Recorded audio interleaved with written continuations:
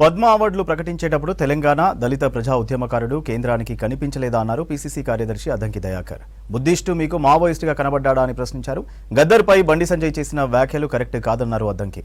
గద్దర్కు Padma award ఇచ్చే ప్రసక్తే లేదని కేంద్ర మంత్రి బండి సంజయ్ చేసిన వ్యాఖ్యలకు కాంగ్రెస్ నేతలు వరుసగా కౌంటర్లు ఇస్తున్నారు. బండి సంజయ్ గారు గద్దర్ గారి మీద చేసిన స్టేట్మెంట్స్ అనేవి బాధ్యతారాహిత్యమైనవి. ఈ రోజు అవార్డు ఇవ్వలేకపోయినవి కానీ ఆయన మీద నక్సల్వాది కాబట్టి అని ఆయన ప్రజల్ని చంపిండని చెప్పే స్టేట్మెంట్స్ ఏవైతే ఉన్నాయో మీ దివాలాకోరు రాజకీయాలకు అది తార్కాణం. ఈ రోజు పంచశీల పెట్టుకొని బౌద్ధ సాంప్రదాయాలతో ఖననమైన గద్దర్ గారు మీకు నక్సలైట్ గా మాత్రమే కనపడడం అనేది విడ్డూరం. ఇలా దళిత ఉద్యమాలకు పట్టుకొమ్మ, ప్రజాస్వామిక ఉద్యమాలకు పట్టుకొమ్మ, సాహిత్య ఉద్యమాలకు ఆయన వెన్నెముకగా ఉన్నాడు. ఈ రాష్ట్రంలో తెలంగాణ ఉద్యమానికి నాయకత్వం వహించిన తను మీకు నక్సల్గా కనపడ్డాడు.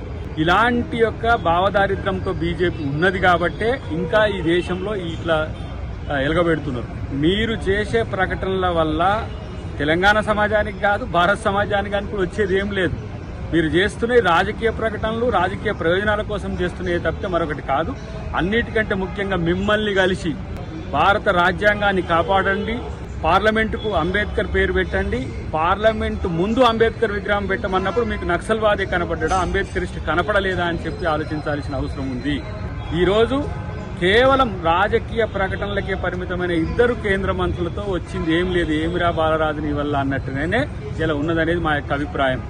సమతామూర్తి విగ్రహం ఓపెనింగ్కి వచ్చినప్పుడు అక్కడ రామానుజం గారి పాట పాడుకుంటూ ఉన్న గద్దర్ గారు మీకు కనిపించలేదా? దళిత పల్లెలు రోధిస్తుంటే చుండూరు కారంచేడు సంఘటనలు జరిగినప్పుడు దోషి గొంగడి గట్టియాల దళితుల కొరకు పాడినప్పుడు మీకు గద్దర్ గారు కనిపించలేదా? లేదు, తెలంగాణ ఉద్యమంలో తను పాదయాత్ర చేసినప్పుడు, తెలంగాణ ఉద్యమం కొరకు తన రక్తాన్ని చిందించినప్పుడు మీకు తెలంగాణ ఉద్యమకారుడు కనిపించలేదా? గద్దర్ గారి మీద ఇలాంటి బాధ్యతారహితమైన ప్రకటన చేయడం అది బండి సంజయ్ గారి వ్యక్తిగతమా, బీజేపీ పార్టీ విధానమా, లేకపోతే కేంద్ర ప్రభుత్వ విధానమా? లేదు అంటే కేంద్ర ప్రభుత్వంలో ఉన్న హోంశాఖ యొక్క ప్రకటన ఇది తేల్చుకోవాల్సిన అవసరం ఉంది.